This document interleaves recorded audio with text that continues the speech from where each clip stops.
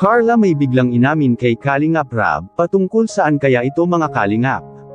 Yan ay atin nang malalaman mamaya mga Kalingap.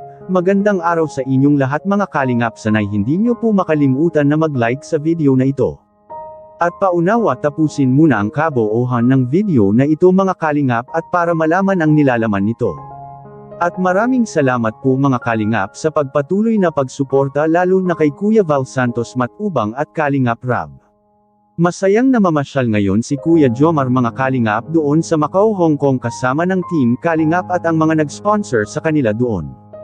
At hindi talaga maiwasan na makaramdam si Kuya Jomar ng kalungkutan dahil sa may naiisip anya siya habang nandoon siya sa Hong Kong.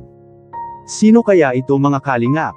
At kung sino man ito ay deserve niya na ma-miss siya ni Kuya Jomar mga Kalingap dahil sa si Kuya Jomar ay ginagawa niya lahat upang mapabuti at para na din sa ikabubuti ni Carla mga Kalingap ang pagbalik niya doon sa Hong Kong. May mga nagsasabi na si Kuya Jomar anya ay may girlfriend na ito. Gaano ba ito katotoo mga Kalingap?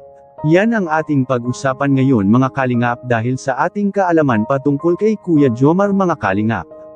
Na si Kuya Jomar ngayon ay isang single dahil sa pumayag nga ito na love team siya kina Carla. Ngunit ang ipinagtaka lang ng iba mga Kalingap dahil sa nasabi ni Carla sa episode 21 na may naririnig anya siya patungkol kay Kuya Jomar.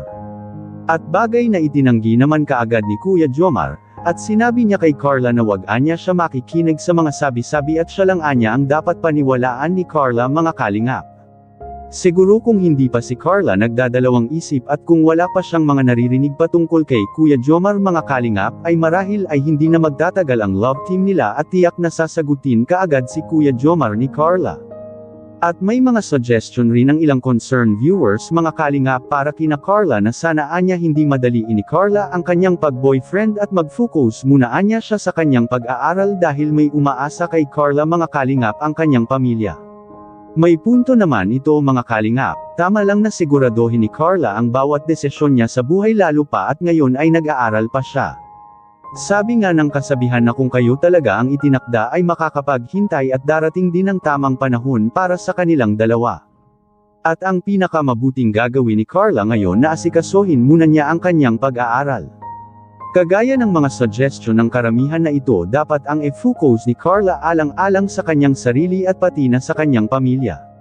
At Carla kaya pala nasabi niya dati na hindi anya siya basta-basta nagtitiwala dahil sa kanyang mga naririnig ito pala dahilan niya mga Kalingap.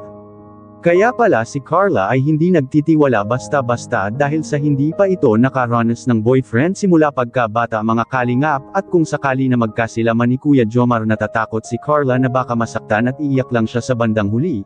At ito ang ikinakatakot niya mga Kalingap dahil sa masakit masaktan kapag first love mo pa ang isang tao. Anong masasabi niyo po mga Kalingap tungkol dito? Please comment and God bless you all.